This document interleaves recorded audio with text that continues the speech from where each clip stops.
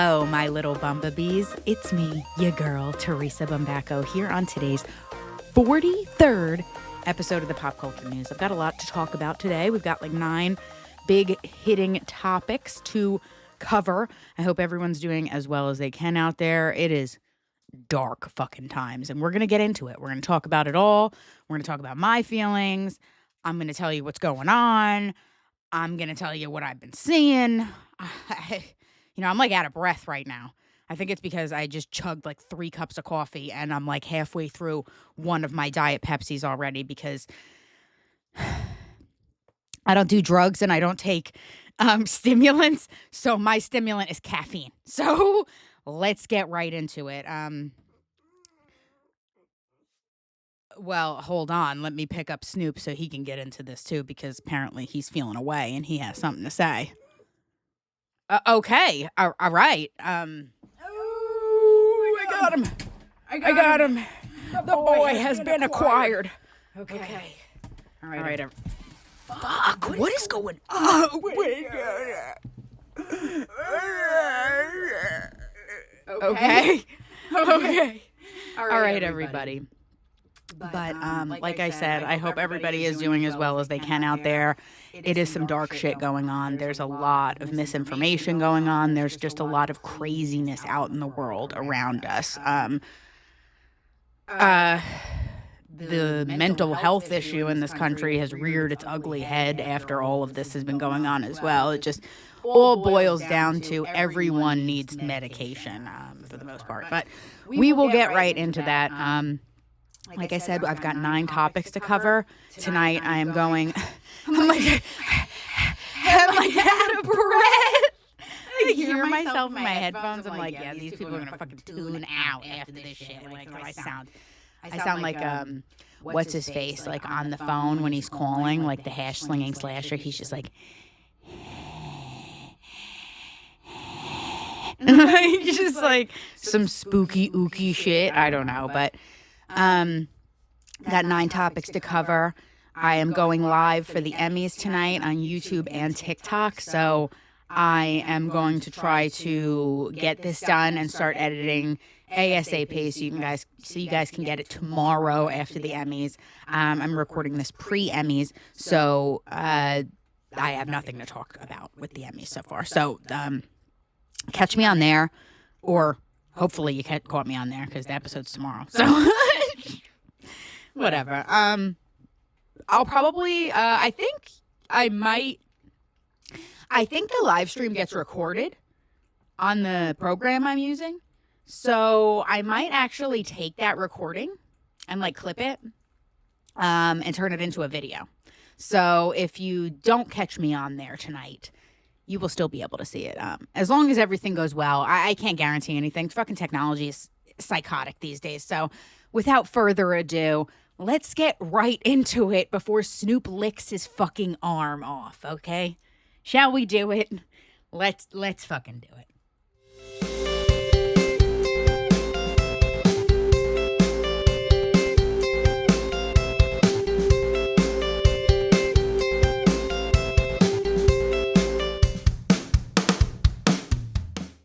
All right, first up on the docket, we're going to be talking about Jack Osbourne, a little bit about the Osbournes update, just a brief, going over just to tell you what I know. I don't have any article to reference for this stuff. I want to talk about the Ozzy tribute at the VMAs and also Yungblud. Wanted to touch on that for a second. Okay, so first up, I've got my notes here.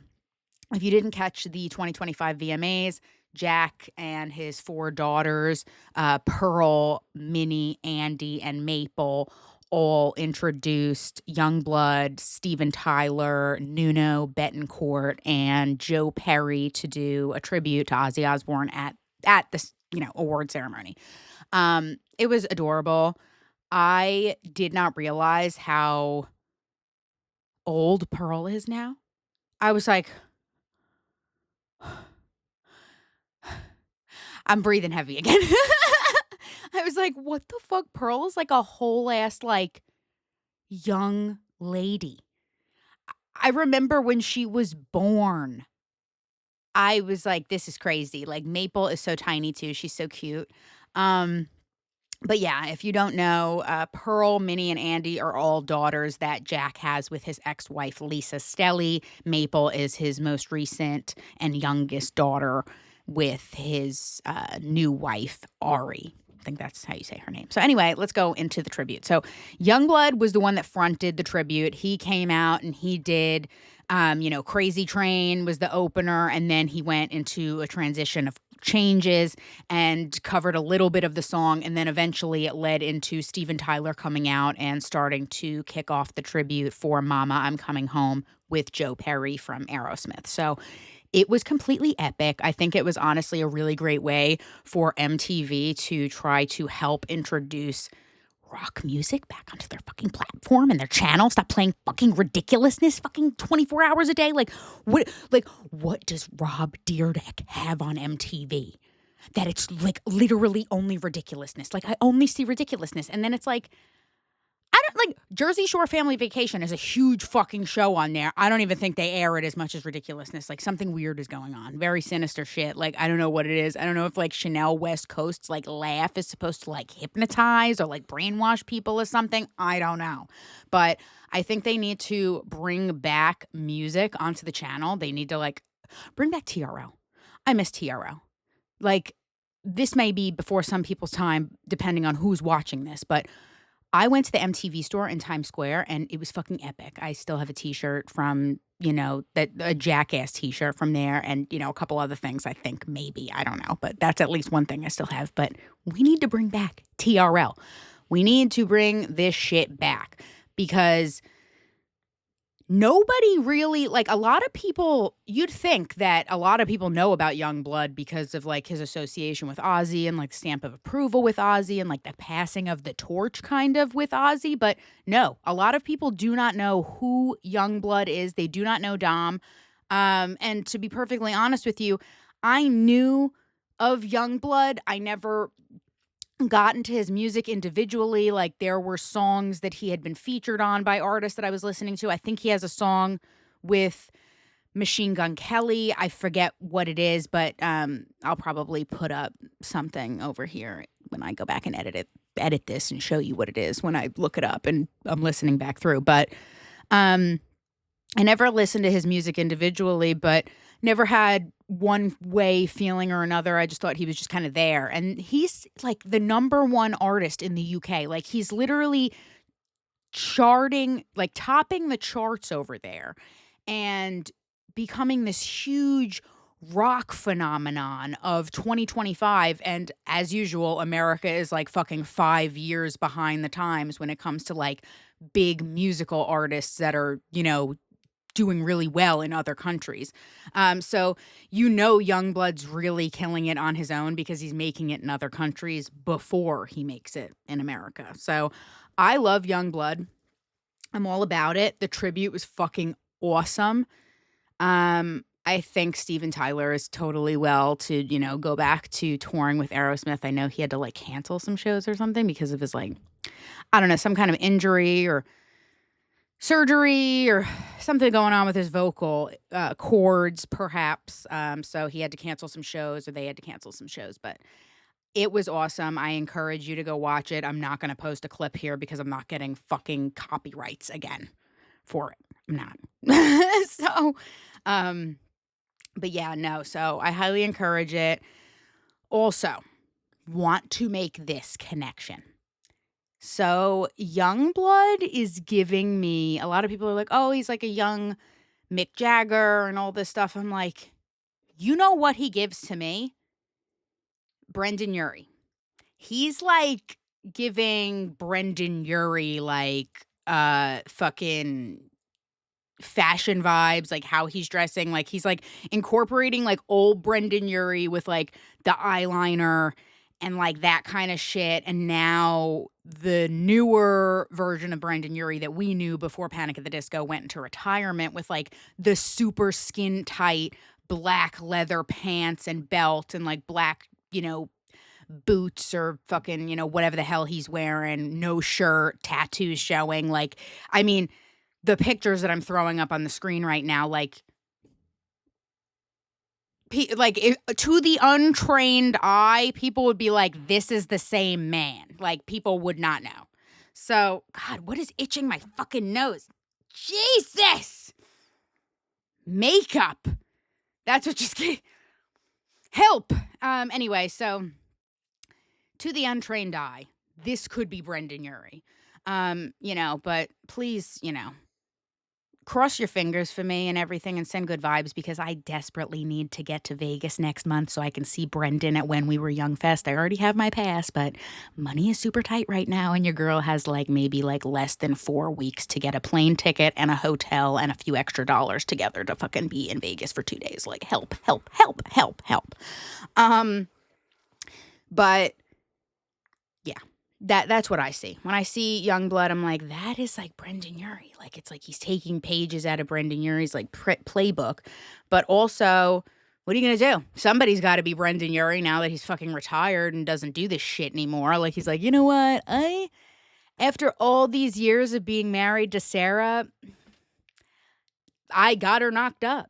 He used to say they weren't going to have kids. So I'm almost like, was this a planned pregnancy? I don't know. It's weird. It's like she gets knocked up and he's like, I'm retiring. What? Is he going back into the Mormon shit now? Because that's where he came from, in Vegas. And this is all love. I literally have 2 tattoos on my arm that are identical to his, that are in the same spot. Okay. I got problems. Okay. So, I can say what I want about Brendan Urie, but he was Mormon. He was raised Mormon in Vegas with his family, eventually abandoned the church and everything like that. And, still remained close to his family though, regardless of leaving the church. And he became agnostic. I'm pretty sure agnostic is what he said he was. I think that's what it was. I don't think he was full on atheist, but I think he was just agnostic or something. But he may have been atheist. I don't fucking know. Maybe he was. Maybe, you know what? Maybe he was. I don't know. I don't remember. But either way, weird. I don't know. I feel like when you're on top of the world with your career and then you just I'm going to retire now.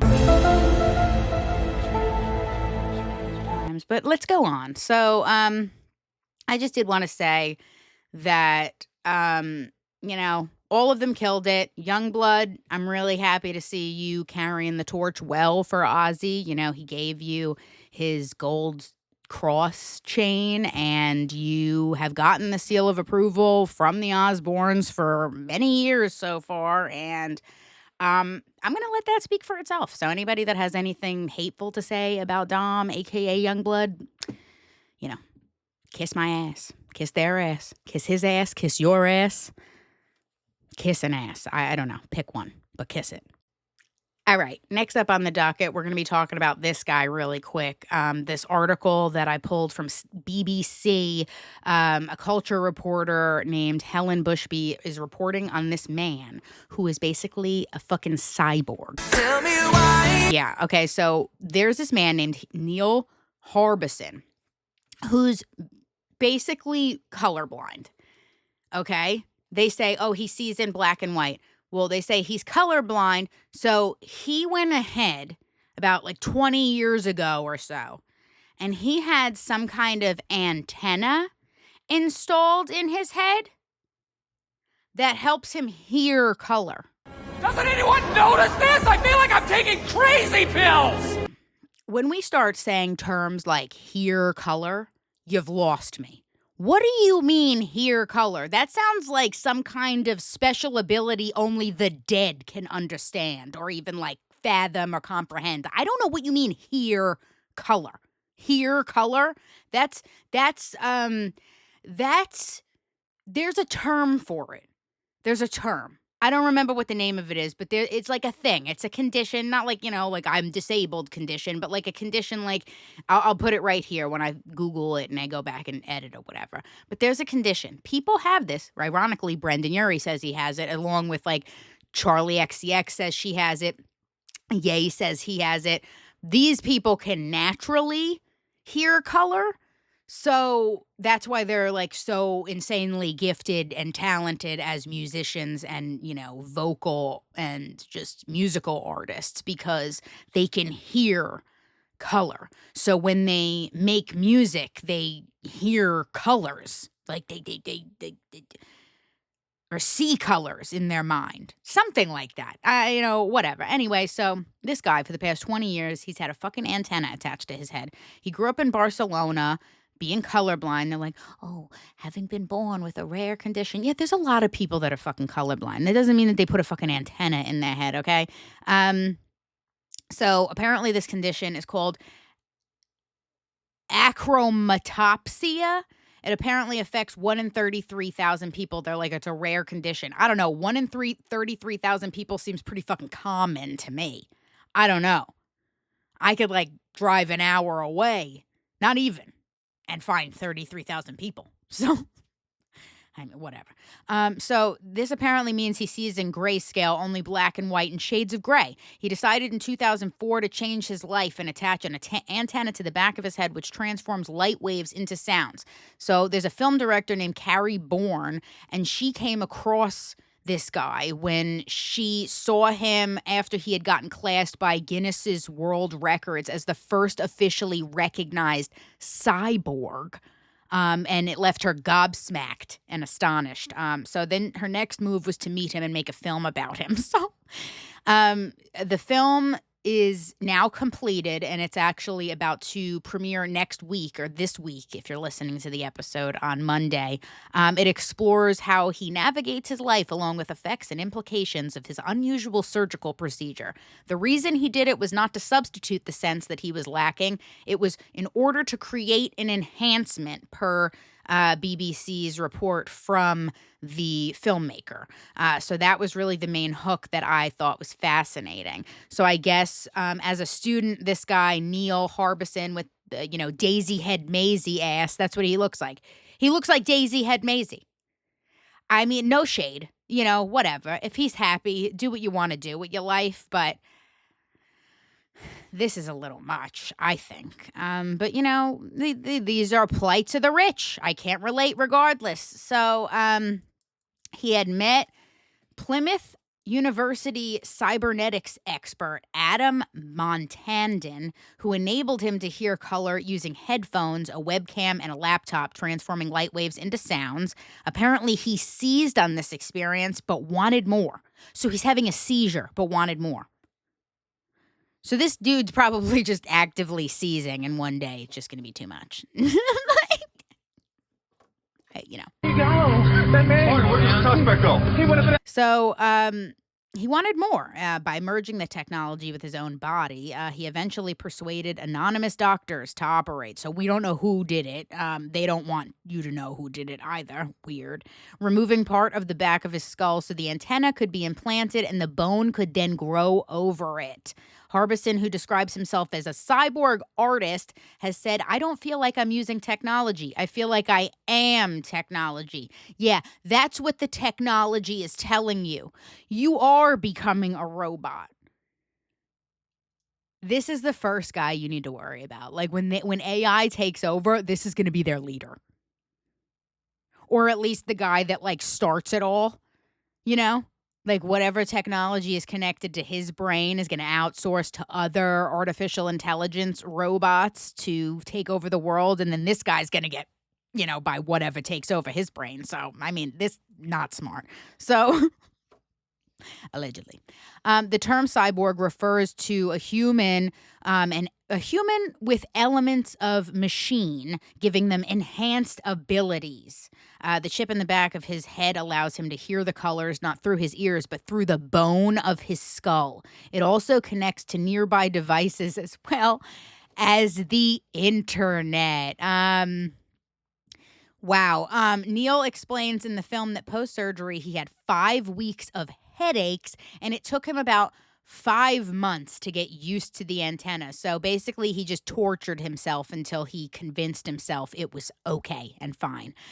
He says after the procedure, he got depression, because like when they did trepanning, a surgical invention where, or trepanning, I don't know, I could be pronouncing it totally wrong. I didn't look up the pronunciation. A surgical invention where a hole is drilled into the skull in the 60s and 70s. People got really big side effects. He had that as well. But life post Antenna has not been straightforward. The film also reveals he's received death threats from people who object to how he has modified his body. Now, this is where let him do what he wants to do. If he wants to be a fucking machine, let him be a machine. If he wants to be what's-his-face from the Terminator, let him be, the Terminator. I mean, honestly, I'm going to be real with you. I've never sat down and watched the Terminator in full. So I don't know who is who. I know that Arnold Schwarzenegger might be the good one. He's the good one, right? He's the real Terminator. Who's the bad one?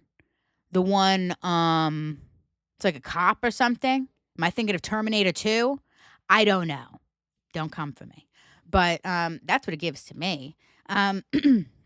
For many years, we've had different types of death threats from people who really hate what we're doing because they think it's anti-natural or anti-God. I mean, it's totally anti-natural, but I'm more concerned of what's going to happen after you've done this. I'm not concerned about, like, whether God's going to let you into heaven because you're fucking walking around looking like Daisy Head Mayzie from a Dr. Seuss novel. That's not what concerns me. I'm like, how is this going to affect me and the public in the long run? I don't give a shit about this man's head. But anyway, so he said that this Neil Harbison guy, Daisy Head Mayzie, Daisy Head Mason, said his not-for-profit Cyborg Foundation tries to make such augmentations as available as possible. So they are trying to allow people to implement this on themselves outside of him. So he's not... They're creating an army of cyborgs, starting with this man. He was the test subject. They're like, he's alive. We'll do it. We'll keep doing it now. So now everybody's going to be turned into fucking Daisy Head Masons and Mayzies. Wow. It's not expensive to create a new sense, but we are giving all these senses to machines, he said, as cars or hand dryers. You can just add them to your body. It's just people who wish to extend their perception. This sounds like some freaky, like that billionaire that takes the blood from his son and like recycles it into his own body. Like, I don't like this. This sounds fucking spooky.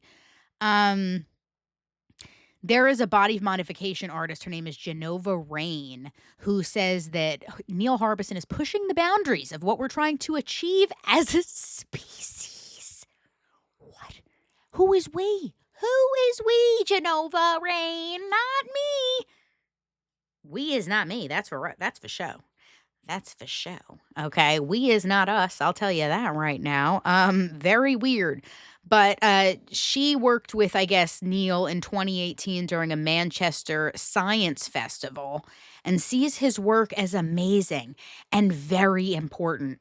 I think we need more people to be as brave and bold as he is. Apparently, she implants microchips into people's hands that carrying out about 100 per year. So she puts about 100 fucking microchips in people's hands per year. And I guess the microchip can be used for purposes like opening a door, kind of like a key fob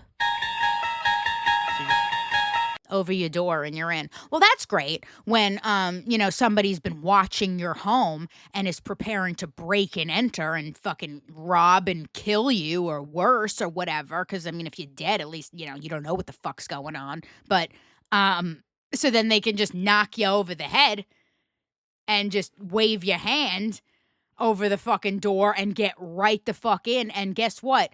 Now there's no fingerprints on the door for evidence collection, for crime scene investigation, and it looks like you opened your own door and just collapsed in front of it. So unless you've got cameras inside or outside your house, you're pretty much fucked. Yeah, this sounds like a great idea. So the microchip, primarily what we are looking at doing this is for access for people with disabilities or mobility and dexterity issues who struggle with using keys specifically. I understand that. I get that. Something else needs to be put in place with that, though, if this is being made for people with disabilities, specifically because they are more susceptible to attack. This just doesn't seem like a good idea to me, but what the fuck do I know? I'm just a pop culture podcast host sitting here on my ass. So, Danny Claude, apparently he's a designer who helps people with disabilities and undergoing rehabilitation, or they are. He's considered an augmentation designer, it says, for Cambridge University's Neuroscience Plasticity Lab. And he finds Neil fascinating, but says she and her colleagues are still working out if augmentation is a good thing or if it's a bad thing. Sounds like a smart woman. I'm choosing my words carefully here because it is an exciting and interesting area. We just want to make sure it's done safely. Agreed. Her work includes creating a removable extra thumb and a tentacle arm. So this one's another one. She's just out here making, what's his name? From Spider-Man? Dr. Octopus. What is his name? Octagon?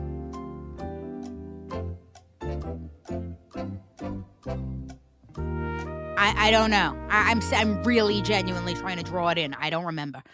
So on a final note, the filmmaker adds a note of caution saying cybernetics will happen. It is happening. I think often the politicians and the regulatory bodies or those parts of government are very slow, and that technology is not allowing for that. The technology is accelerating so fast, but we plod along. She's concerned about who ends up holding the keys to cybernetic tech. If it's all in the hands of a particular few individuals or a very few elite, very rich, influential organizations, that is not a democratic process, and it's going to affect us all. So, still a smart filmmaker.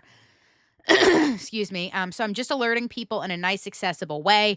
If you're in the UK, you can catch Cyborg, a documentary hitting cinemas in the UK only on September 20th. So hopefully we'll eventually be able to see that. Maybe it'll get shopped around streaming, so we'll have to see. But either way, crazy dark times. I think she's right. I think we need to be careful. I think we need to watch how we use this tech.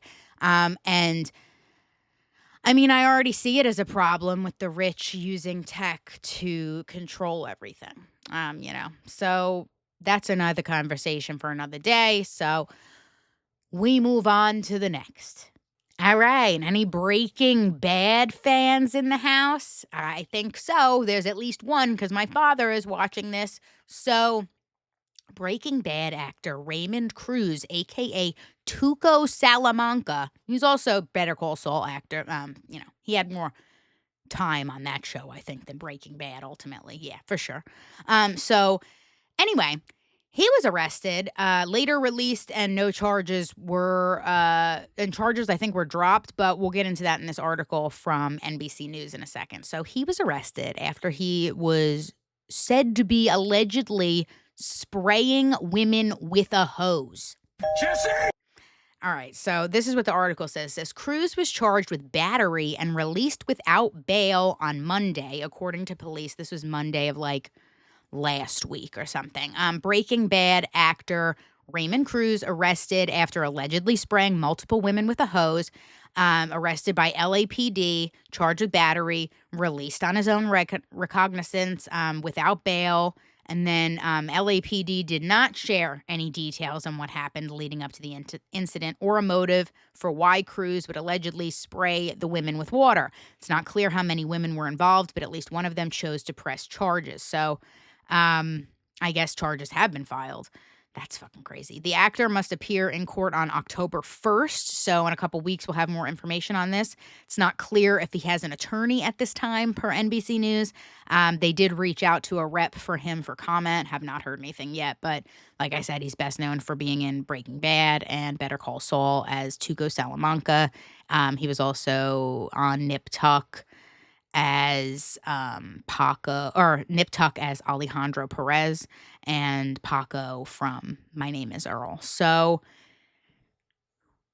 weird. I've been reading reports online, loose reports about some people say that he was just spraying something, he was spraying his car or something, and women walked by and they got sprayed, and then they tried to say he was spraying them, or the first report I heard was that it was children that got sprayed. I was like, and then I found an article from NBC News saying it was women. I was like, see, this is why you need to really research it, because you don't know what's going on. So I went with NBC News because I'm not going to go off of, as long as TMZ or Page Six or one of those things are not the only source I can get from, I'm going to pull it from a more legitimate source. So I pulled it from NBC News.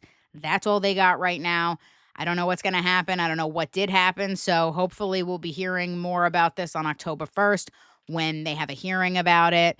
You never know. I mean, maybe he lives in like a nice neighborhood and he was like spraying his car, and like, you know, as the tale goes, some Karens were out on their little morning power walk and just fucking, you know, caught some water spray and got all pissed off and were like, you know, look at this guy over here, you know, fucking trying to spray us with this hose or whatever the hell. Didn't realize it was Tuco Salamanca. They should be happy it wasn't Tuco Salamanca and it was just Raymond Cruz, because if that was Tuco Salamanca, they'd be dead.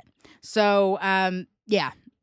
I don't know. I'll keep you guys updated about what goes on next, or like what kind of charges get filed, if any. I mean, like, this seems so fucking dumb. I mean, if that's what we're doing, like getting sprayed with a hose, like, unless you suffered injury, I said forget about it, cuz.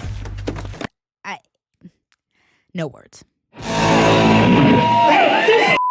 this get her the out of here. She comes up while I'm talking to my wife saying, hey, can Sebastian give me a hug? I'm not a monkey. Get your ugly ass the out of here. Get her the out of here. All right. Ready for the next one?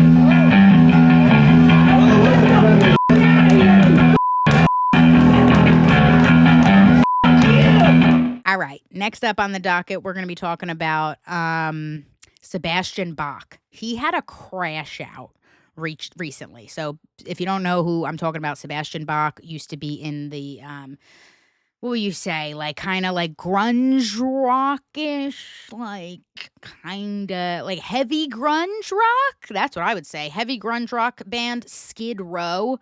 Also known from Gilmore Girls as, you know, Gail. I forget. Anyway, it'll come to me in a second. I'll be like, oh, yeah. Anyway, so Sebastian Bach had a crash out at a recent performance that he had. I found this article from Loudwire because I have not found a lot more, apparently, about this. I mean, I saw the footage and then I couldn't find anything. I was like, what the fuck is going on? So according to this article from Loudwire, when he went to this show in Vegas on Friday, it was September 5th, he was performing for this, like, rock cover band that was apparently originally formed by the Foo Fighters, the late Foo Fighters drummer Taylor Hawkins, called Chevy Metal. There's not really any, you know, no way to know what really happened beforehand. You know, apparently in the video, he's saying that some woman walked up to him before the show when he was standing there with his wife and asked for a hug when he was with his wife. I don't know what the problem would be. And the woman that it allegedly happened to, she was like, oh, that was me. This is, you know, whatever. And I couldn't see what she had said because it was on like a private Facebook post or something like that. But she had apparently responded through this text I see here to the video incident and said, hi, all, I'm the bitch. And she included a photo of Sebastian with his middle finger in the frame. They did not say what happened. They didn't say what caused it. I think that's kind of crazy. If all she did was go up to him and ask for a hug before the show, and he flipped out in that way and waited to flip out even more during his show and call her out like in the middle of the crowd, that's really insane. I expected more from Sebastian Bach. I've been a fan of his for many years. This is really upsetting to see. I don't know what happened beforehand. I don't know if it was just like his wife was pissed off about it or what. I have no idea. It's really all speculation at this point, but I really hope it was not a situation where that's all this woman asked for was that. But I don't know. Maybe something else did happen and they don't want to talk about it, or maybe something else, happened or whatever. And, the woman didn't even say what happened. I mean, that article from Loudwire didn't describe in detail what she's saying happened at the show. So I don't know what transpired. So if I hear anything more, I'll let you know. But as of right now, Sebastian Bach, what the fuck, man? This is disappointing as shit. All right.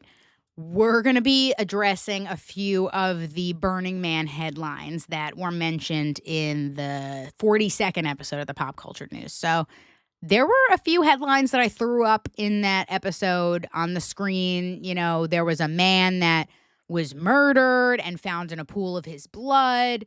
There was a woman with her husband or her boyfriend or something, or partner, whatever the fuck it is, that had a baby that didn't know.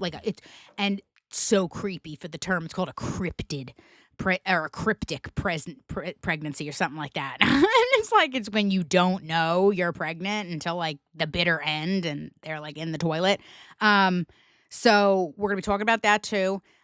There's a man that got ran over by a fucking Tesla. What? And then there's another man that was allegedly electrocuted that I can't find any information about. So, I mean, what the fuck?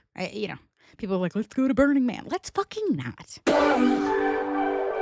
I think, it's a ritual. I think it's a fucking sacrificial ritual going on over there, and I don't think people talk enough about it. Because what do you mean Diplo and Paris Hilton are going into the middle of fucking nowhere, Black Rock, Utah, and partying with the regular people? There's definitely something spookier going on over there. Why does so much bad shit happen? Anyway, so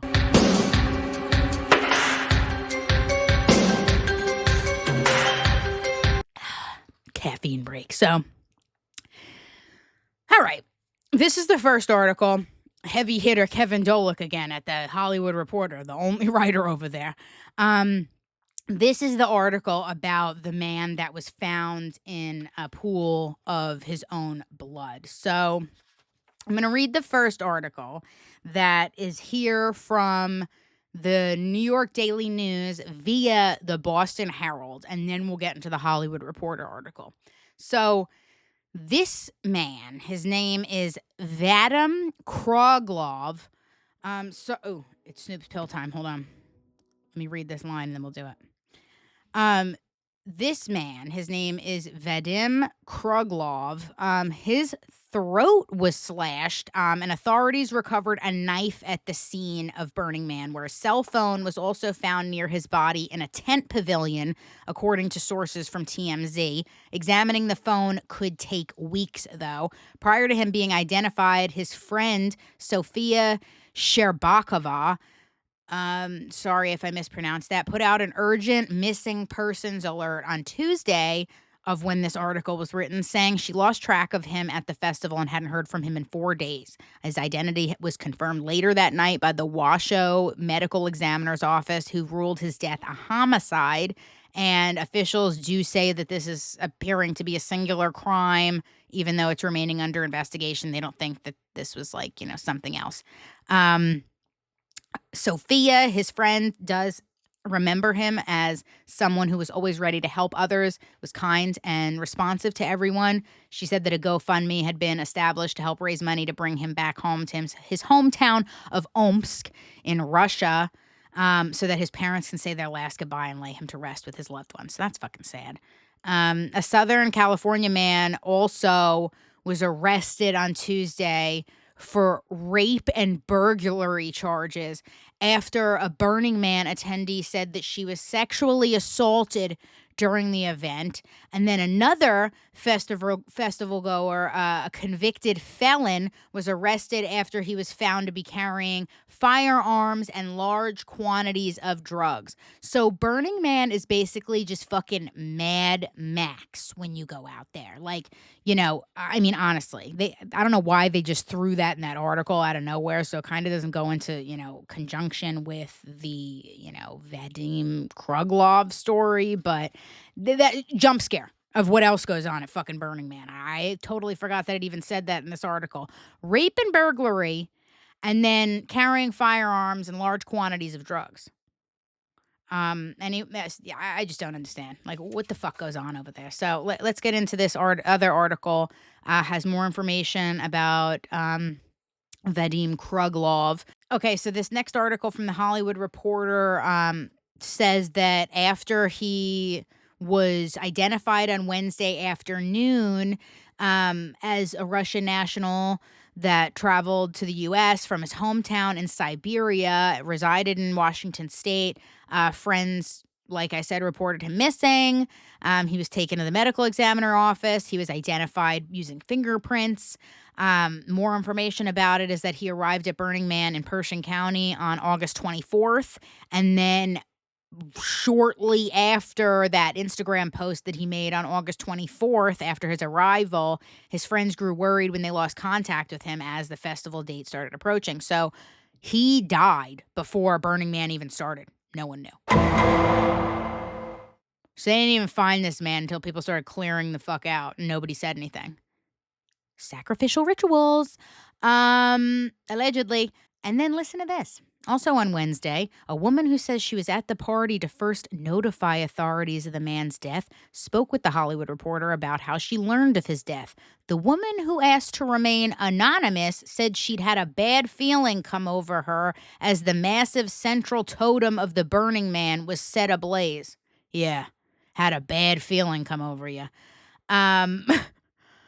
Her partner, a 4-time Burning Man attendee, estimated that 90% of attendees had headed to the center of the grounds to witness the festival's namesake event. The woman who spoke to the Hollywood Reporter from Venice Beach days after leaving the festival said that as she and her group drove out of Black Rock City, they were approached by a woman who she described as Israeli, in her 50s or 60s, wearing a red dress. Red dress.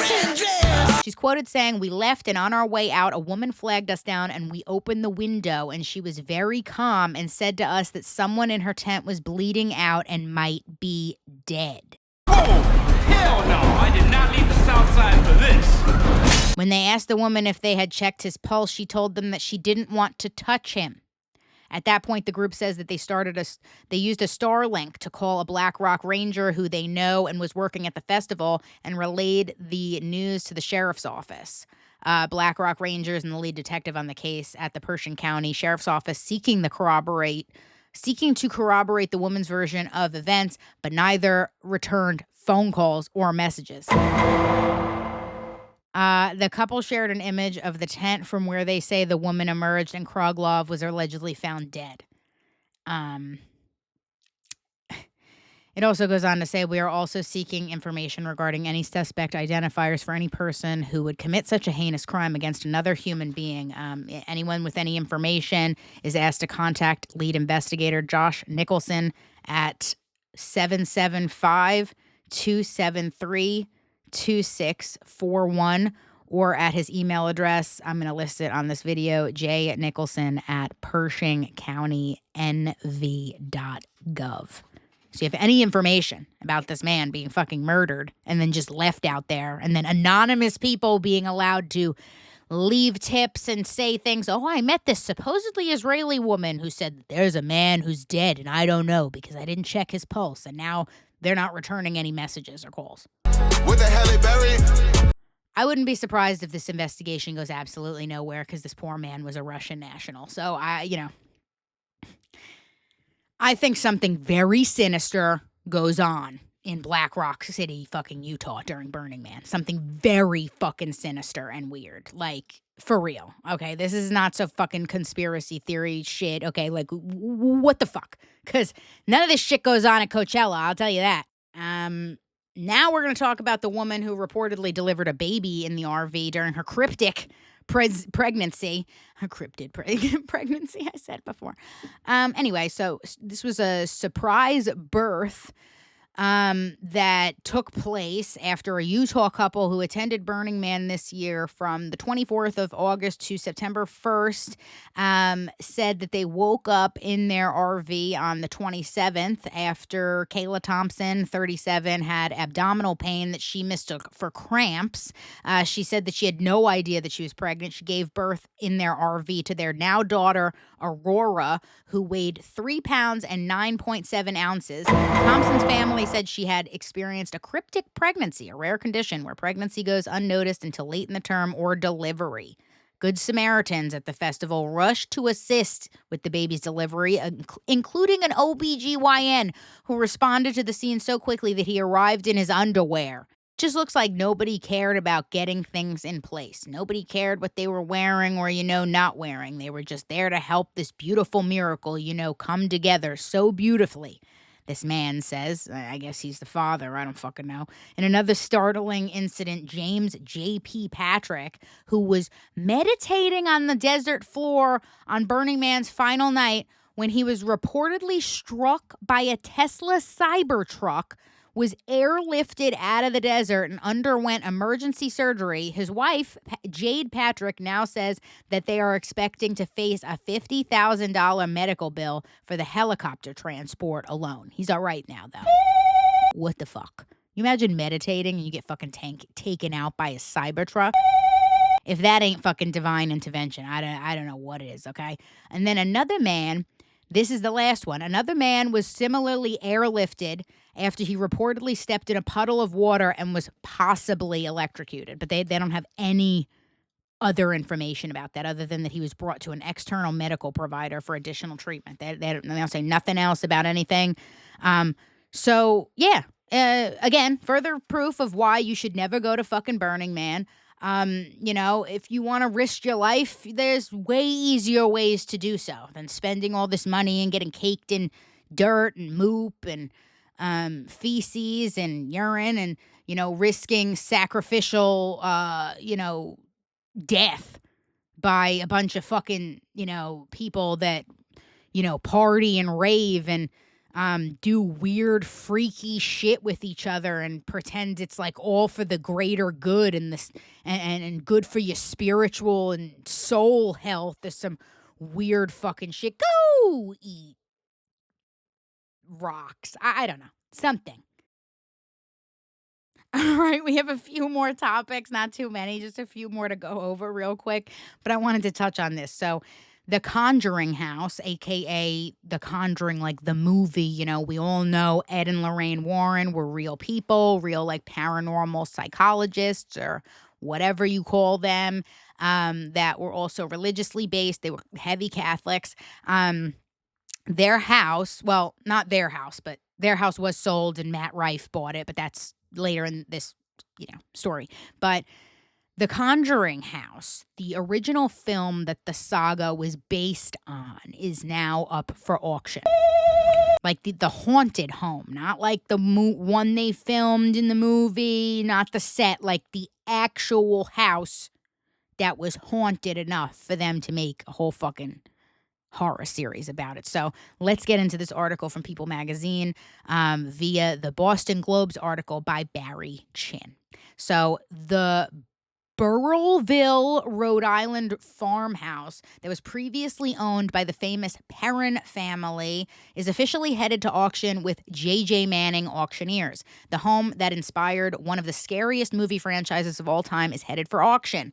Based on the true story, The Conjuring has captivated audiences for over a decade with its depiction of real-life paranormal investigators Ed and Lorraine Warren as they rescue families from spirits and demons that torment them.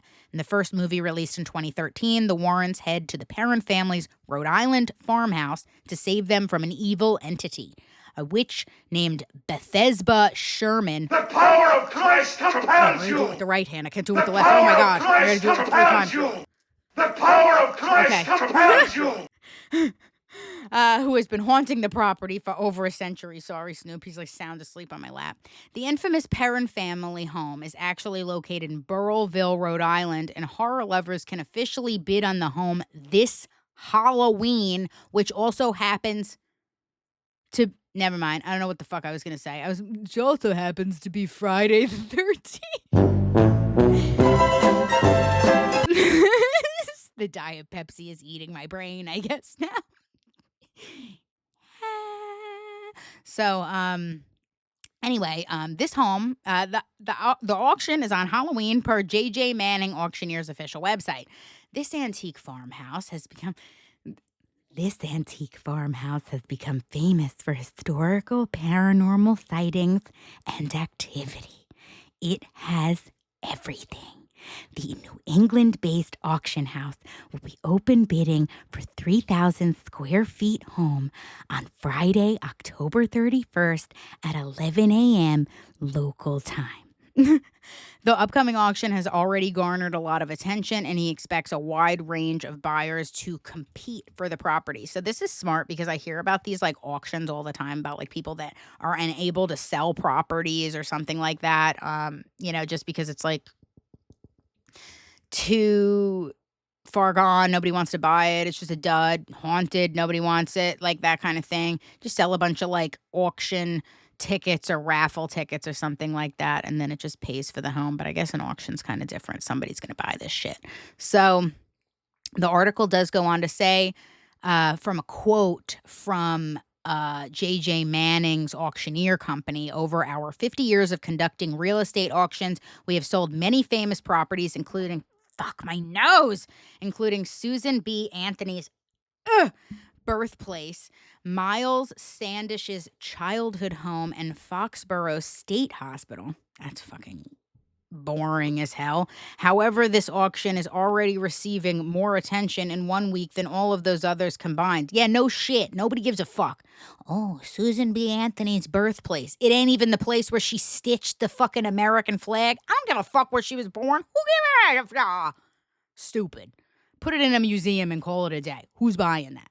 So the article finishes off by saying that People's own Julie Jordan once spent a night inside the house, and her experience at the set...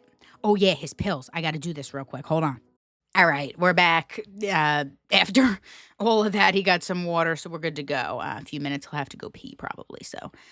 let's start fucking wrapping it up for a little noop-a-doo, shall we? So where I left off, I'll just repeat what I said. So People's own, reporter or correspondent, whoever, Julie Jordan once spent a night inside the house, and her experience at the 1736 build led her to believe it really is haunted. She recounted in a first-person essay a number of odd events that took place during her stay, including several motion detectors going off, a mysterious ball of light appearing, furniture moving on its own, and books falling off a shelf.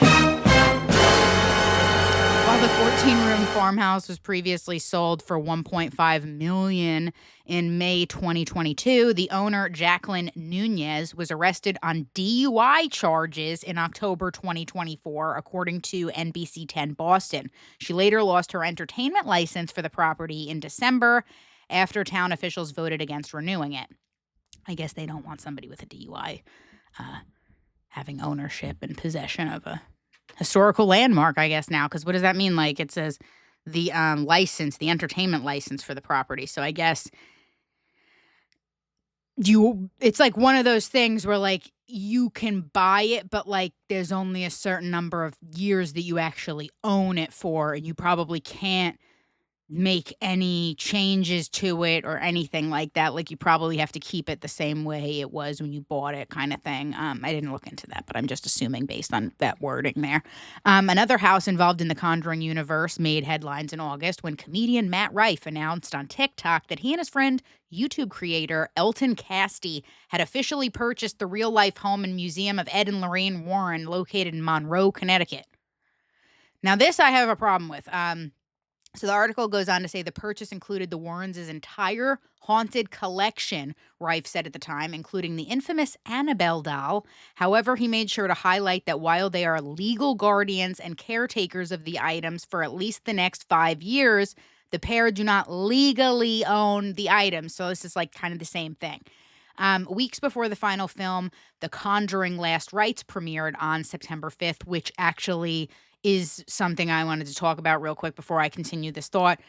It is the biggest grossing horror film of all time right now, after the opening box office weekend made over 100 and I think 195 million dollars. It was first reported at 187 million, and then the final number came in with at least another 5 or 6 million. So congratulations, James Wan, Vera Farmiga, and Patrick Wilson. So Patrick Wilson and Vera Farmiga did share their reaction on Rife's purchase as they prepared to say goodbye to their famous characters, as they have played Ed and Lorraine Warren in the Conjuring saga for all these years. Farmiga was quoted saying, "I'd love to pick his brain." She noted that she had been so curious as to what was going to happen with that piece of real estate and would like to know what Rife's intentions are, as would I. Patrick Wilson agreed with Farah and said, "It's a private little street. There are neighbors everywhere. The Warrens lived in the same house for a long, long time. So it's not like some estate on a massive acreage. It's just on a block. It's a normal house on a street in Monroe, Connecticut. So I am curious. I can't imagine the people that live on that street want lines of cars paying money to go into the house," which is a great point. And I'm glad that Patrick Wilson pointed that out in the interview, because it seems like nobody's talking about it. They're like, "Oh, who cares that he bought the house?" It's like, this is a small little town, like, where like people are probably like older on the street or like whatever, and like they don't want all this fucking shit. Like, just because you have money to do something doesn't mean that you should and inconvenience other people around you. I mean, go buy this home. He couldn't go buy the fucking haunted house. He had to go buy the fucking childhood home of like Ed and Lorraine Warren's like daughter. Like, come on. Weird. It's just weird behavior. I don't think it's good.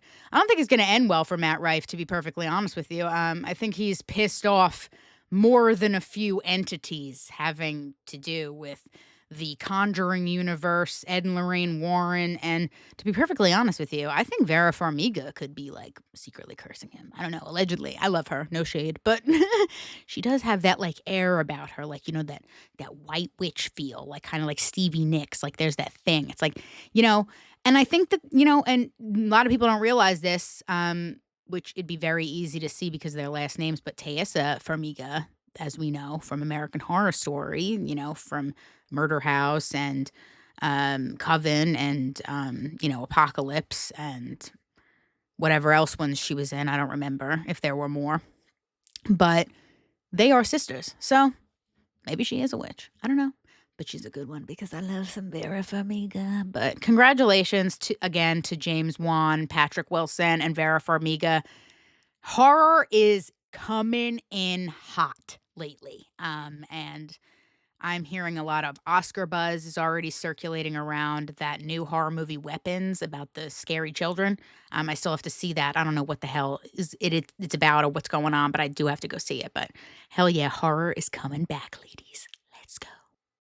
Okay, next up, we're going to talk about this Glenn Powell GQ photo shoot, because I don't really talk about Glenn Powell unless something's really going on. I don't really feel one way or another about him. He's like pretty funny on any given day. I really enjoyed him in the early days of his career before most people knew who he was, when he was in Scream Queens as Chad Radwell in season 1. I mean, he killed that shit. He was so funny. He plays the douchey, like, bro type so well. There's not many people that can play it that well. So good for him.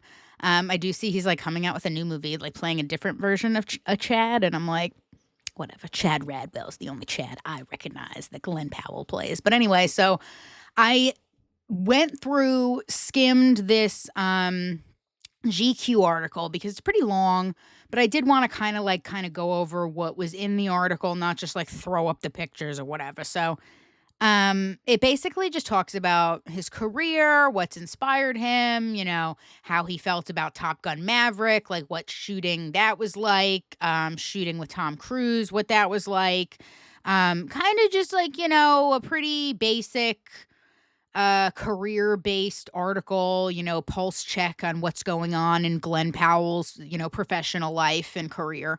But I did get to a part in the article I wanted to cover real quick before we start talking about the photos. Part of the viral attention Powell and his co-star Sydney Sweeney received for Anyone But You stemmed from what audiences perceived to be a romance between the two actors who were in other relationships while filming the movie. After Anyone You became success, Powell and Sweeney even did a victory tour, taking credit for the rumors of an affair and the interest it fueled in the movie. So recently, Glenn Powell's former partner, from that time he was in that film and promoting it, her name is Gigi Paris. She made news by alleging that Glenn and the producers of Anyone But You had gone so far as to ask Gigi not to come to the set of the film, kicking off another wave of tabloid hysteria. And then in Glasgow, Glenn said he was obviously committed to selling the movie, but didn't exactly agree with her account. He said, "I will always have nothing but love for her and respect for her. Everybody's always going to have their own narrative on things and all that, and she's welcome to it. Relationships are really hard, and when two people break up, they each go to their own brunch, and they'll each tell their own narrative." Are you still texting bitches? Yes or no? He didn't deny it. Okay. He's just saying, yeah, she's got her own story. I've got mine. Well, you didn't tell your side of the story, so I think I'm going to believe Gigi on this one, Chad Radwell. But whatever. Another piece of another piece of advice that Tom Cruise gave Glenn Powell and that he relies on is that he basically said, hey, it's going to get really, really loud. It's your job to just turn the volume down. Just remember you have your hand on that switch. You have your hand on the ability to turn up that noise or turn it down. And really just turning down the noise and trusting your own gut has been a real godsend for me. So, he's moving on up. He's becoming like movie star status. Not quite movie star status because like one of the last movie stars we have is Tom Cruise. So I wouldn't go that far. But let's go over these photos real quick because they are something. The photos were taken by Bobby Doherty. Glenn was styled by Tobias Frericks. He was groomed by Larry King at A-Frame Agency. I thought he died. SFX artist Tilda Mace, set design by Josh Stovall for La La Land. Is that a company or for the movie? Produced by Roscoe Productions. So this is crazy. This is crazy. These photos were like a jump scare. They came across my feed and I was like, oh my God. But I guess if that's what you're trying to accomplish, mission fucking accomplished, because these are like some scary shits. Some scary, scary shits. Like, I'm like looking at these photos. I know it doesn't look like I'm looking at the screen, but these are crazy. These photos, I don't even know what to say. I'm like looking at them and looking at all the things that are in them. I think the one I like the most out of all of them, because they're all fucking crazy, but the one I like the most is this cowboy one of him. He looks like he's in like a smoking ad. He looks like he's the Marlboro Man or some shit, but he's holding a fucking vape. He's just like exhaling a vape cloud. I think that's pretty dope.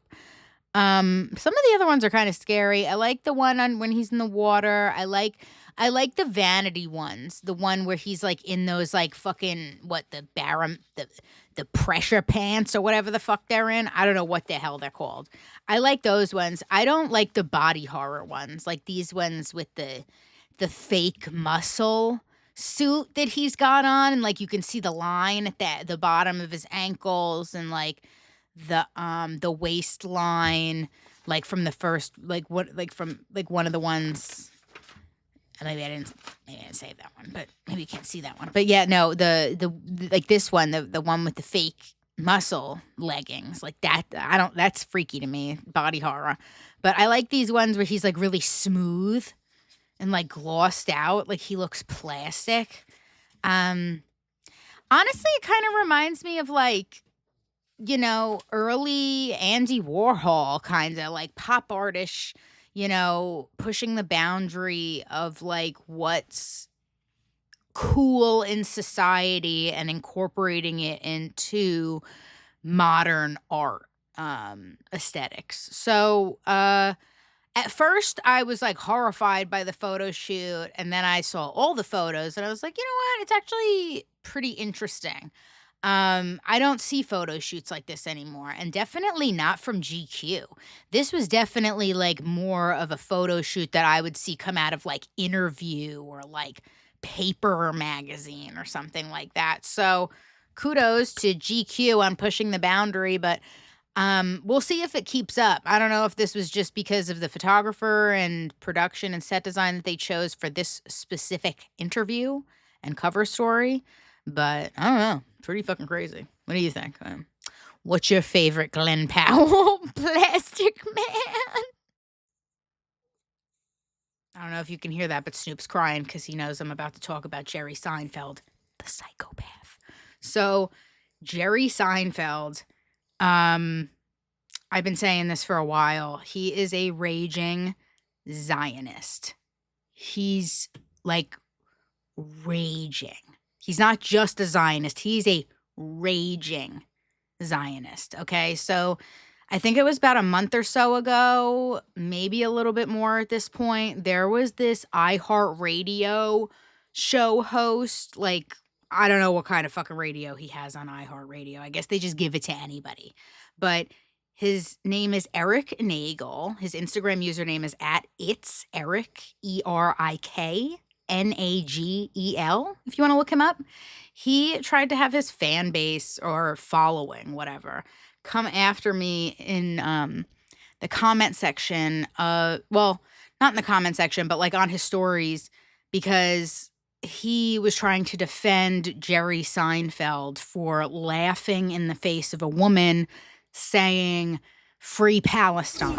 You, Jerry Seinfeld, free Palestine! You support the genocide of babies in Gaza! Free Only Palestine! You. Free Palestine! You, Jerry Seinfeld, you support the genocide of Palestinian children! You rabid dog! Free Palestine! Free Palestine! And it's just like really upsetting, It's like everything we thought and everything I thought about Jerry Seinfeld that I didn't want to believe became realized when I saw that video. I was like, oh, this guy's like actually a fucking psycho. Because even as a comedian and someone who maybe is laughing to kind of flip the narrative around or whatever and be like, yeah, haha, I think it's so funny or whatever, that's not the time. This is like a very serious issue going on. So if that's your response, especially when like you idolize the state of Israel, it's a very, very pointed point of view. You're allowing yourself to have give out a very pointed sense of like what you feel about something. Like you've managed to go this long without like somebody like really, canceling you or whatever, successfully having you canceled. I mean, the internet has been chattering for years about the fact that he was dating a girl who was in high school in his like mid to late 30s or whatever it was, or early 30, whatever it was. Either way, it doesn't matter if he was 30 or 38. You should not be dating a 17-year-old at 30 or 38. Either one. Going to pick her up outside high school, weird. And that, obviously Hollywood is run by people like that, so that's not going to get him in trouble. And now this, okay? And obviously Hollywood is run by people like him, so it's obviously not going to get him in trouble for too long. Here he is, just walking around talking about crazy shit.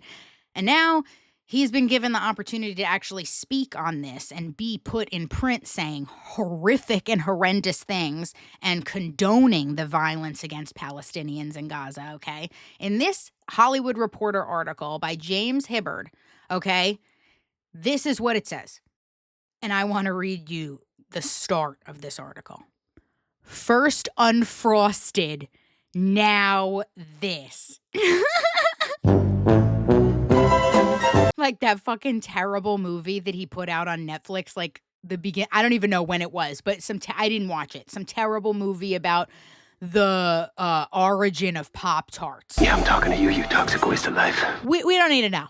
We don't need to know, okay? The only time anybody that likes to watch movies wants to hear about a Pop-Tarts origin story, Jerry Seinfeld, is if you're going to tell me about Gretchen Wieners and her father inventing toaster strudel versus the guy that fucking invented the Pop-Tart.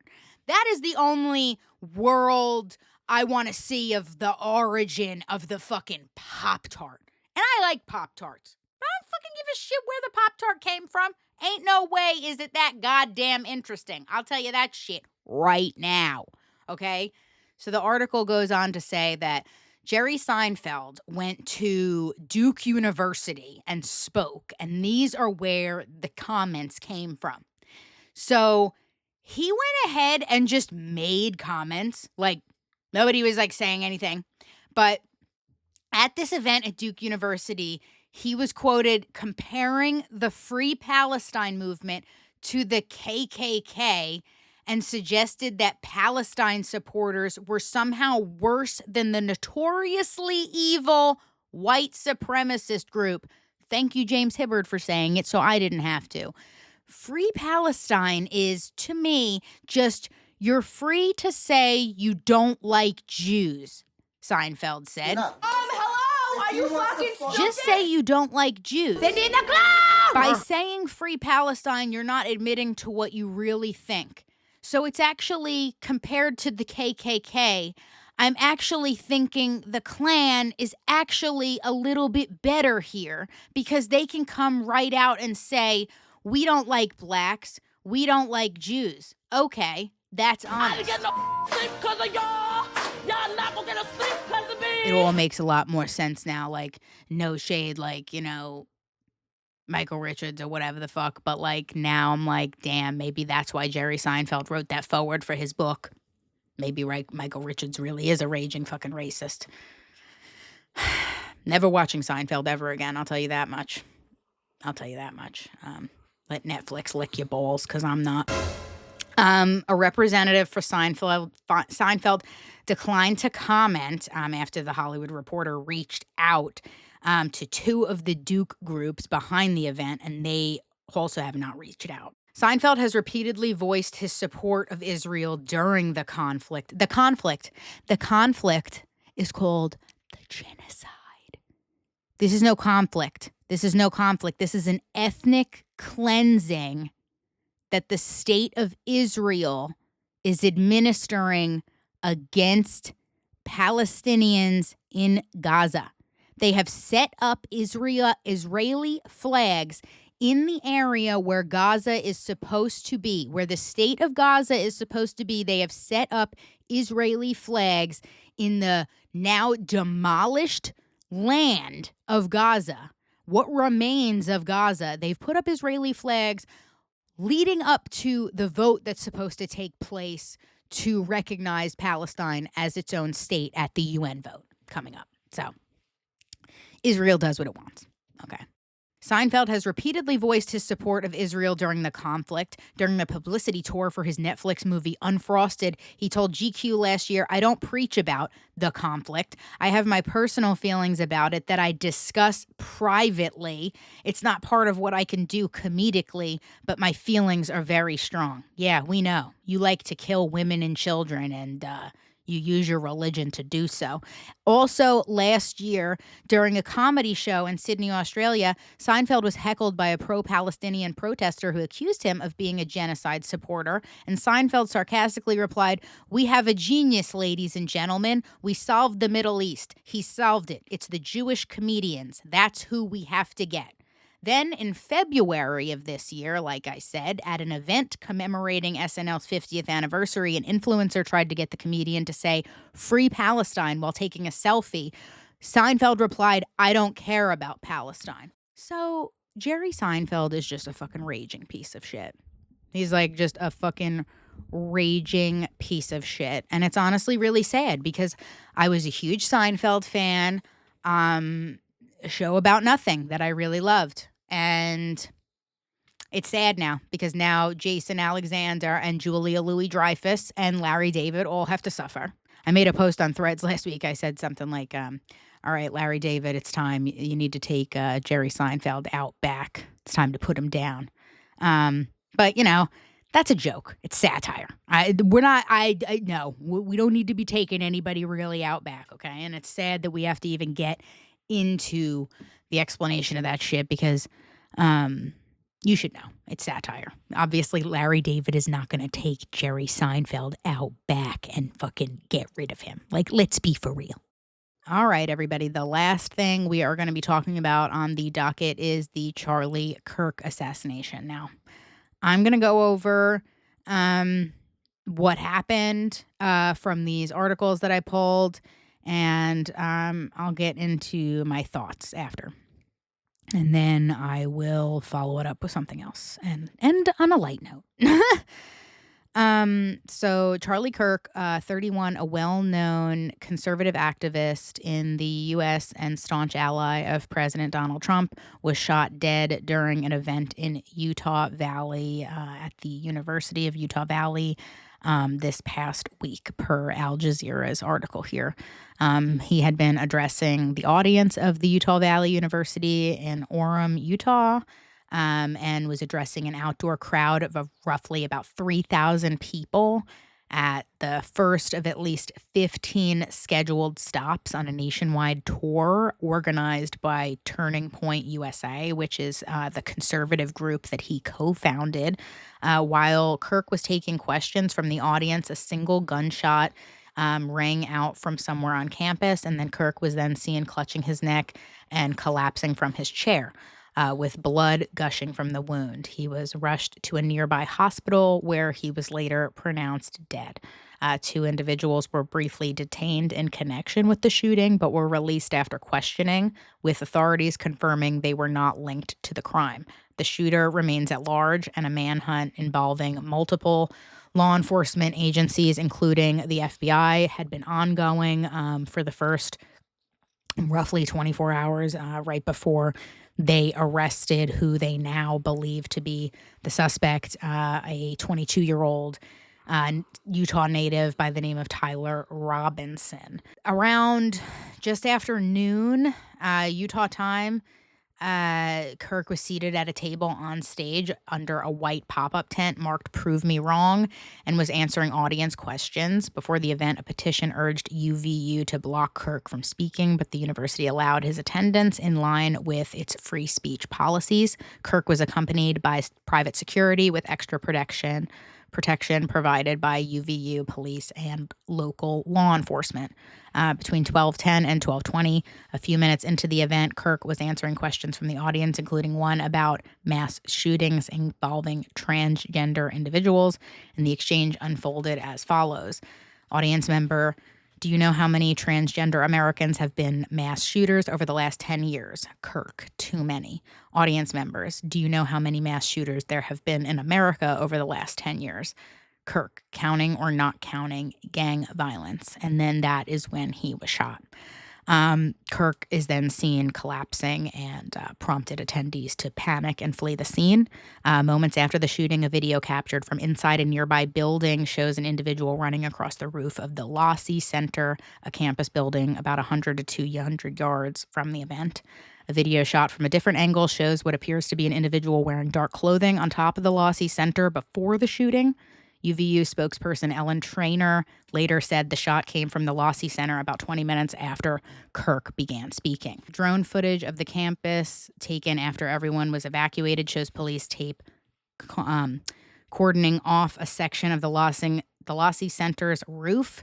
The distance from the corner of the Lossy Center to where Kirk was sitting is approximately 140 yards, well within the effective range of most rifles. Kirk was removed from the stage by his security detail and other staff and was placed into a vehicle and rushed to a local hospital. The Associated Press news agency reported about 1:45 p.m. that a source had, informed them Charlie Kirk was in critical condition at the hospital.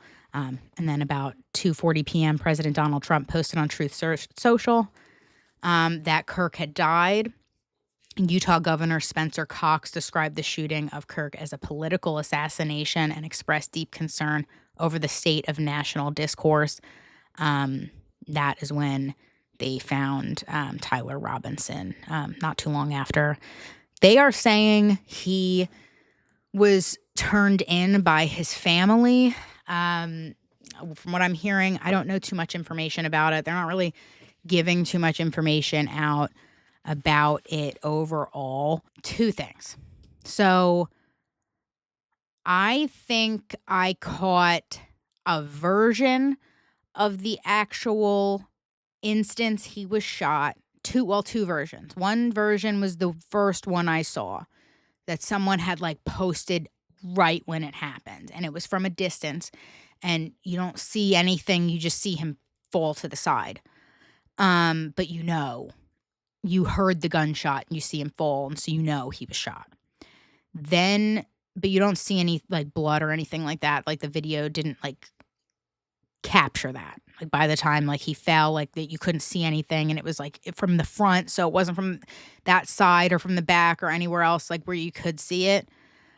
So that one I didn't see him actually bleeding or anything like that. And then there was another video that I did see that was more zoomed in, but it was very pixelated, and it came from what would have been his left, stage right, stage left, stage right, stage left, stage right. I forget if it's opposite, and I can't remember theater terms. There have been, because it's been on my mind for several days now, there have been no videos that I've seen involving any kind of clip of the event that has any kind of sensitive content warning on it. It doesn't say, hey, are you sure you want to see this? Anything like that. Like almost every time you post sensitive videos about children starving to death or being murdered in Gaza, it always like, oh, do you want to see this sensitive content warning? Every time. But this, they say that this isn't sensitive content warning. This is horrible. I don't care who it is. I should not be casually scrolling social media and see anyone get shot. Not any of the kids that are victims in school shootings. Not even, a MAGA supporter. Nobody. I don't want to see that at all. I shouldn't have to see that at all. Yes, this is the world we live in. This is what's going on. That's the news. We got to show the truth. But I want to see that sensitive content warning before you show me, because I want to have the option to say whether I want to be traumatized by this or not. And there was a content creator that I saw earlier today that had posted about how she believes that the reason that we did see that, and we were all subjected to it by just casually scrolling social media, and no content warnings or sensitive content warnings were put on them, is because simply they wanted us to see it. They wanted us to all be traumatized and remember this moment, and to turn Charlie Kirk into a martyr one way or another. I will say this. Now, am I like super conservative to the point where like I am like I live my life for God? No, I'm a Satanist, and we can talk about that up and down, how it is not devil worship, and it is a worship of myself, and that is it. And how I live my life for me, and as long as I'm not hurting anybody, then I can do whatever I want. With no fear of any kind of potential God judging me for it when I get to the afterlife. Because even if there is an afterlife and a God, I will have lived my life as a good enough person that I would get in to the pearly gates regardless of me not believing in God or not. And any good Christian would say the same. So, do I agree with some of his policies? No. Do I agree with some of the policies going on in the Trump administration? Absolutely fucking not. I don't agree with anything any politician does. Point blank, end of story. The only politician I fucking believe in is Bernie Sanders. And even now I'm like, why are you working so close with AOC? Because she sketches me the fuck out too. She's suspicious. Went to the damn Met Gala, paid like $75,000 to go to the Met Gala, and is out here talking about we need a livable wage. Girl, you're a part of the problem. Take that $75,000 and put it in my bank account. I don't like any politician, but I don't think any politician should be shot, or any like political spokesperson should be shot for saying words. And mostly saying words that a lot of people seem to be misunderstanding, because no, I'm not in this boomer mindset where I'm getting manipulated by the Facebook algorithm with like clipped pieces of Charlie being made to sound like a hero. I'm seeing these clipped things and then going and watching the full clip, because there's things getting clipped from the left and the right. The left is clipping things to make Charlie look bad, and then the right is clipping things to make Charlie look like a saint. So I wanted to see the full clips of what both sides are putting out. And I didn't know anything about this kid. Man, he's like my age, 31, I'm 32. I didn't know anything about him until now. And after seeing the full clips of him, I have to say that I think the left is sorely mistaken about what kind of person this man was. And that's not me saying, oh, I'm going to join MAGA. I like Trump. No, I'm not saying that at all. But I'm listening to what this guy is saying, and I'm like, he's debating people with an informed opinion, and he's not I know. And he's not insulting anyone in doing so. He's opening up conversation to hear perspectives from all walks of life.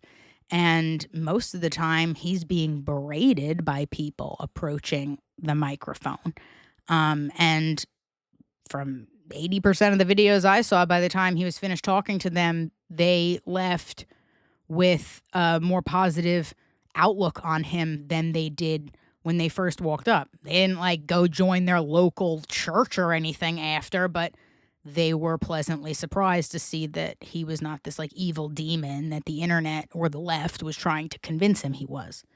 So as weird as everything seems, you know, people say it's also weird that Erica went on Instagram and posted that video. Yeah, it is really weird. I also didn't want to see that either. I didn't want to see like, you know, her posting a video of her kissing his hands while he's in the casket.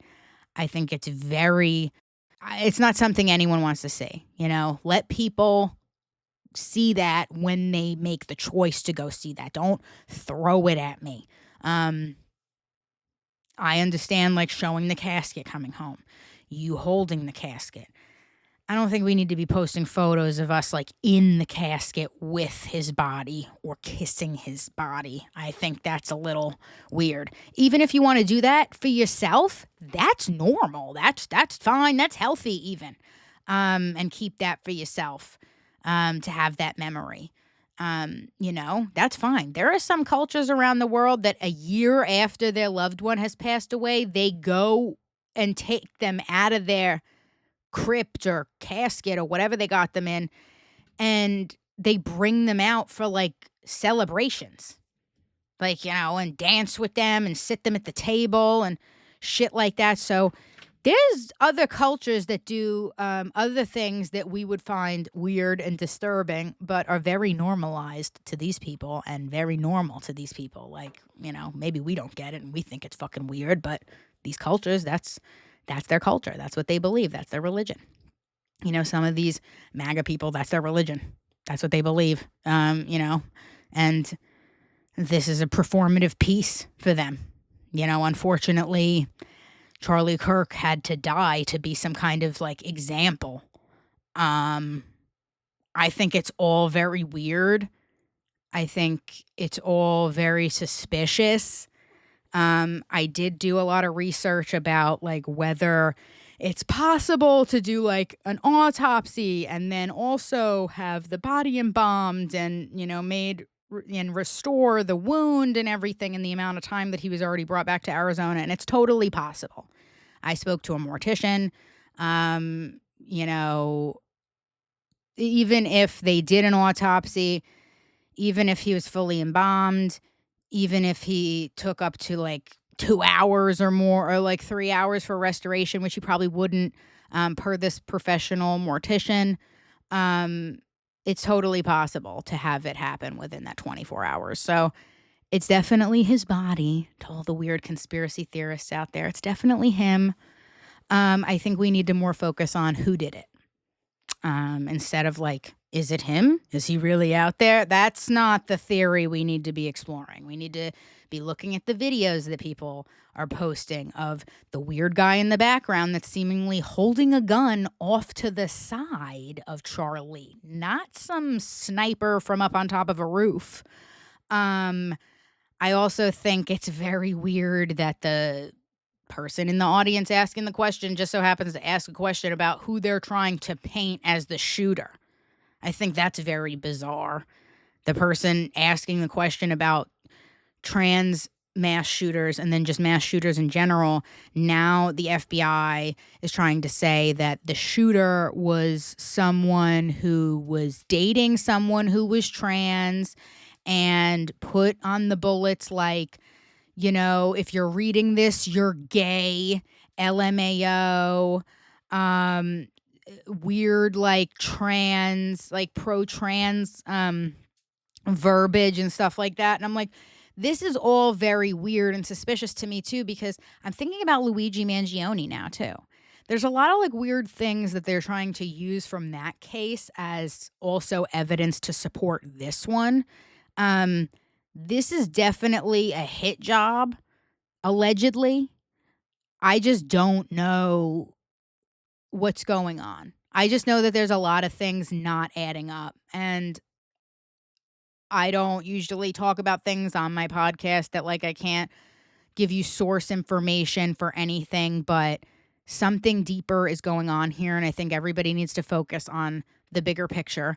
Stop fighting with each other online. Stop trying to make light of someone being murdered in cold blood in broad daylight for saying words. Nobody.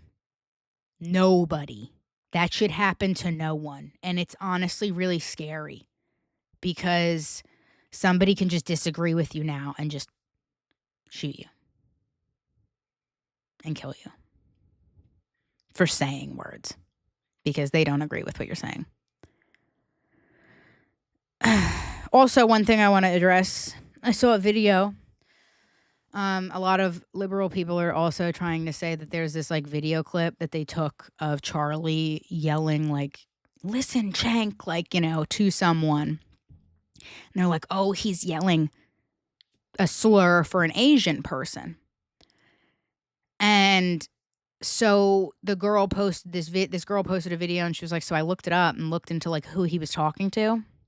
Charlie was speaking at an event and he was talking to some kind of like some kind of figure or whatever. And his name, like at the event that had something to do with it. And his name was Cenk, C-E-N-K. So he said, listen, Cenk, like his name, and this man was not Asian. So it's like, is the left kind of racist? Because that's the first thing you heard. You didn't even like think to look into like who is he talking to before you like jump and say something. I think everybody needs to calm down. The left and the right, everybody needs to go outside, take a deep breath and understand that the 1% are still the problem. The people in power are still the problem. We are not each other's enemies. The neighbors we have, we are all we have in this community of the United States. At the end of the day, we outnumber them. And that's scary to them. So with technology rising as fast as it is, they are using technology to control the narrative, to keep us at bay, to make us think that, we're doing something. We have freedom of speech. Like, we vote and we have a say so. No, we don't. Not anymore. Not anymore. Not since technology got so advanced that they can literally manipulate anything they want to. They can manipulate the media now. They can manipulate, what kind of media is put out there with AI. There's foreign nations that are in our government that are, donating to our politicians that should not be. There's technology advancements enough that we can manipulate how the turnouts of elections are. So there's a lot of weird shit going on. So I think everyone needs to just stay vigilant. Verify everything you hear from anybody. Anybody. It doesn't matter where it's coming from. Even if you hear it from fucking Anderson Cooper, make sure that shit is right. If it comes from Fox News, make sure it's right. Also, that fucking guy from Fox News, did you hear about him? Friggin' saying that homeless people need to just have, like, lethal injection and to be euthanized. He literally said, just kill them on a live broadcast. I'm not even playing the fucking video. I'm not perpetuating that shit. I really am not. Like, I stunned. Could not believe that shit. What are you saying? These people are a fucking victim of the system that has made them homeless because they cannot afford to be productive members of society because the government has taken that from them.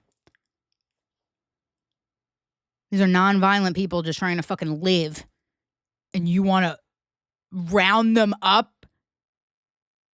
and euthanize them? Fuck off. Fuck off. Fuck off. Fuck off. Fuck off. Fuck off. Fuck off. Fuck off. Fuck off. Fuck off. Fuck off. This is some crazy shit going on. There's a there's a thickness in the air, and it's very heavy, and I'm scared. One last thing I wanted to talk about Charlie Kirk that I thought was really weird. Because I wouldn't have known about this unless Jezebel made a statement about this. So Jezebel is a feminist news and opinion website that ran a story 2 days before Charlie Kirk was assassinated saying, we paid some Etsy witches to curse Charlie Kirk. I'm frightened. And then they added a note at the top of the article condemning the shooting after it occurred. So the editor's note at the top of the article reads, this story was published on September 8th. Jezebel condemns the shooting of Charlie Kirk in the strongest possible terms. We do not endorse, encourage, or excuse political violence of any kind. The article also was updated since its original publication to change the byline to by Jezebel. In a statement to Variety, Josh Jackson, the president of Paste Media Group, who is the owner of Jezebel, said, the article was a tongue-in-cheek exploration of people selling hexes on Etsy and intended as a satirical response to Charlie Kirk's rhetoric over the years. The writer was very clear that she didn't want real harm to come to Kirk. What happened today is tragic and becoming all too commonplace, and we condemn this awful act of violence. The full text of the original article remains online as of Wednesday evening. The subhead of the article reads, if the far-right misogynist with a bad haircut wants to villainize independent women, Jezebel is more than happy to be the hag of his nightmares. It's funny. I mean, it's satire. It's supposed to be funny. In the article, the Jezebel writer explains how she contacted self-advertised witches on Etsy to purchase hexes on Kirk. I want to make it clear I'm not calling on dark forces to cause him harm. I just want him to wake up every morning with an inexplicable zit. I want his podcast microphone to malfunction every time he hits record. To ruin his day with the collective feminist power of the Etsy coven would be my life's greatest joy, the article reads. The Jezebel author writes that she paid 3 witches she contacted on Etsy to cast spells on Kirk, including make everyone hate him and a powerful hex spell. One of the witches sent the author her proof of cast, a photograph in flames, the edges slowly curving inward, engulfing Charlie's ridiculous scrunched up little face, it says here. She whispered, I imagine, trust the unseen. The piece concludes, so did my Etsy curses work? Time will tell. For now, we can only trust in the timing of the great unknown. The author then thanks the witches and writes, and to you, Mr. Kirk, may the rash come swiftly. That's fucking honestly terrifying. I believe in that shit. I really fucking do. I really believe in that shit. I say that all the time. Like, even people like that say like potentially bad things, like maybe happening to me or to them. I'm like, don't fucking say that shit. Do not put that out there. Do not put that out there. That's why, like, any like time I have a bad thought, I try to like completely banish it from my mind. I don't try to ever speak it out loud because that shit is so powerful, especially with me. I'm a spiritual witch. So like I can just say things and they fucking happen. So that's really weird. I don't know what else to say about that. I think that's really fucking bizarre. I don't even know. Don't piss off Jezebel, everybody, because that's so scary. Oh my God. Could you imagine? I'm like thinking to myself, like, how many times has somebody bought an Etsy witch against me? People will literally go out of their way to search for my podcast, write a bad review, or give me a 1-star rating on like Apple Podcast or Spotify if they just don't like something I said online. Like, not even something I said in my podcast. Like, I commented something, they hated it. I replied to something, they hated it. I posted my opinion, they hated it. So if people will do that, you imagine they have like an extra like $10 to just throw to an Etsy witch? They do all the work for them. They don't even have to fucking go find my podcast. They just got to go to an Etsy witch and be like, curse this bitch. Terrifying. So I know this podcast was really long, everybody, but I had to address some things, and there was some things I had to talk about that were more in depth. Hopefully you enjoyed it. But before, we kick off the end credits here, stay safe, everybody. Watch what you're posting online. But don't be happy that someone was murdered. Ever. This ties into the whole like capital punishment thing. I'm anti-capital punishment, and I can empathize with somebody not understanding that. I can empathize why they wouldn't understand that, because I get you being so vigilant against what happened to someone else, or so vigilant against what happened to someone close to you, that you want the other person that did that to pay in such a way that they are wiped off the face of the earth. I can empathize with that, because I can also empathize with, we don't need to take a life for another life. It doesn't do anything. It doesn't help you heal. It doesn't help you move on. It doesn't give you peace, and it won't bring the person back that you lost or take away their pain. None of that does. Letting go does. Letting go and just choosing to remember that person and not remember anything having to do with anything evil connected to that situation. That's the best way to move on. I don't even condone the whole Ted Bundy execution tailgate situation. That was insanity to me as well.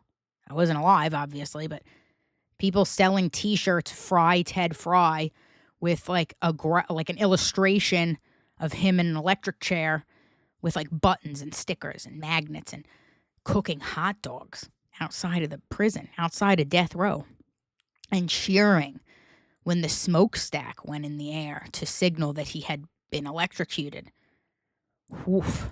It makes me sick, because as much as people say they wanted that to happen, or they support something like that because they are so enraged by the violence that took place by the hands of that person, as much as they want to say that that's why they feel that way, a part of that person is as disturbed or murderous as the person committing the crime. Because if you think that just murdering somebody because of something else, and it's not like a self-defense situation right in the moment, and you want to like, oh, you did this, now I'm going to come after you, that's a version of premeditated murder to me. You really can't change my mind about it. People won't disagree. Some people might. I don't think that People like that deserve the possibility of parole. People like that deserve to be locked away in prison for the rest of their lives with no possibility of parole. But Charlie Kirk didn't murder anybody.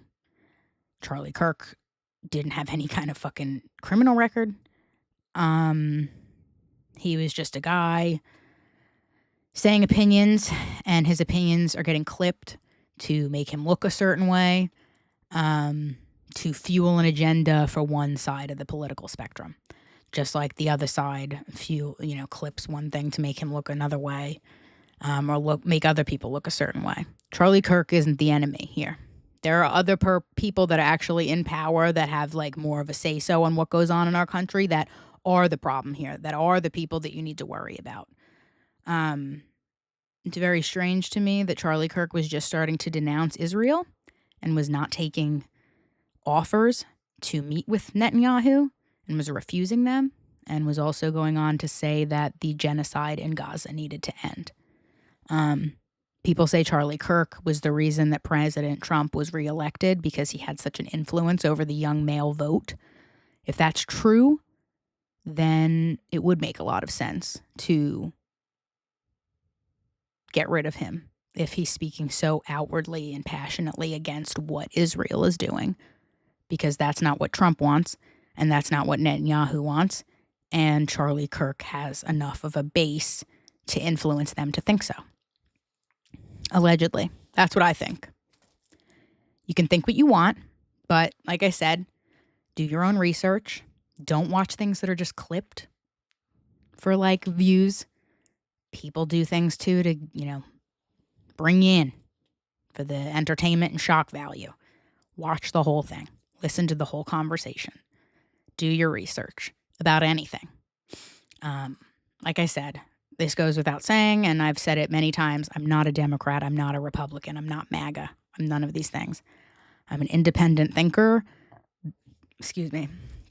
I'm an independent thinker that takes the truth at face value, and regardless of who you are, whatever is really said will be what I say. Not what I think about the situation, not what everyone thinks about the situation, not what somebody says I should think about the situation. I'm going to go off of the facts. So,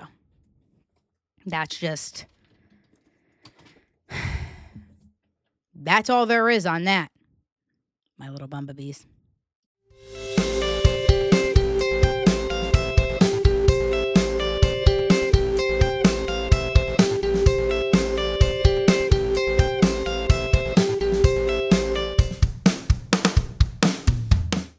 All right, well, that's a wrap on this episode of the Bumbacast 43rd Pop Cultured News. I hope you had as much fun as I did, keeping you as updated and as pop cultured as I physically can. You know I do it all for you and the love and support you keep on giving me. I'm so loved. You really love me. You love me. You really love me.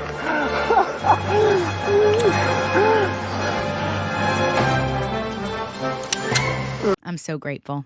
Keep on spreading the good word, and don't forget to turn on your automatic downloads wherever you get your podcasts.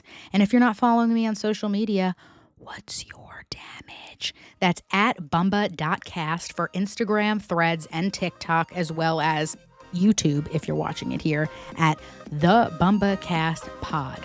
So, until next time, I'll see you soon, my little Bumbabees.